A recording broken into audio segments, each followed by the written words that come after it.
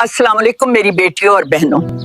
आज मैं तुम्हें अपनी जिंदगी का एक ऐसा वाकया सुनाने जा रही हूँ जिसने मेरी पूरी जिंदगी का रुख बदल दिया। ये बात आज से बहुत साल पहले की है, जब मेरी नई नई शादी हुई थी। शादी के 8 दिन बाद जब मैं पहली मर्तबे अपने मैके गई, जिसे हमारे दौर में मकलावा कहा जाता था, तो जैसे ही मैं घर में दाखिल हुई, अपनी माँ को देखते ही मेरी आंखों से आंसू बहने लगे। मैं सीने से लगकर रोने लगी और शिकायत करने लगी, अम्मी आपने मेरे साथ अच्छा नहीं किया, आपने मुझे कैसे लोगों में ब्याह दिया। वो सब मुझसे बहुत बड़े हैं, मेरा जितना वहाँ कोई नहीं। मुझे हर बात पर बस जी जी कहना पड़ता है। उनका और मेरा जहन भी नहीं मिलता। अम्मी मेरा दिल ही नहीं लगता वहाँ।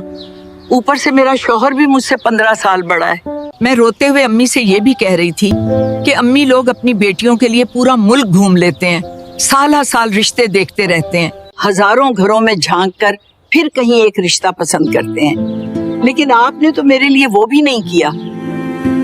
मैं वहाँ खुद को बिल्कुल अकेला महसूस करती हूँ। मैं रोती जा रही थी और मेरी अम्मी चुपचाप मुझे देखती जा रही थी। पहले वो खुद भी दुखी हुई, कुछ देर सोचती रही, फिर आहिस्ता से मेरा हाथ थाम कर बोली, बेटा अगर मैं पूरी दुनिया भी घूम कर आ जाती ना, तब भी तुम्हारी किस्मत में यही घर, यही लोग और यही शौहर लिखा था। मैं लाख कोशिश कर लेती, मगर नसीब की लकीर तो वही रहती है।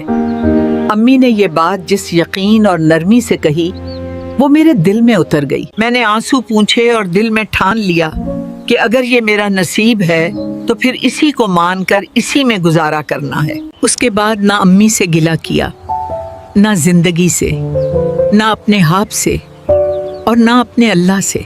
बस ये सोच लिया कि जो भी लिखा गया है वो मेरे हक में बेहतर ही होगा। फिर जिंदगी में कई इम्तिहान आए, कभी हालात आसान हुए, कभी मुश्किल, मगर अल्लाह का शुक्र है मैंने नबाह किया। मुझे कभी जीना मुश्किल नहीं लगा, क्योंकि मैंने अपना नसीब कबूल कर लिया था। और यकीन मानो मेरी बेटियों, वक्त गुजरने के साथ मुझे वाकई महसूस हुआ कि मेरे लिए अल्लाह का यही फैसला बेहतरीन था। जिस चीज को मैं मुश्किल समझती थी, वही बाद में मेरे लिए सहारा साबित हुई। मैं हमेशा कहती हूँ कि इंसान अपनी जिंदगी में 50% मुश्किलात देखता है, लेकिन 50% आसानियां भी अल्लाह जरूर देता है। हम सिर्फ शिकायत वाले हिस्से पकड़ते हैं और नेमतों को भूल जाते हैं।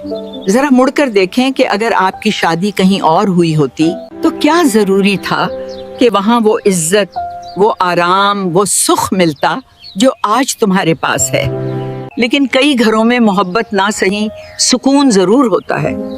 और मेरी बेटियों, कभी कभी सुकून मोहब्बत से बड़ा होता है।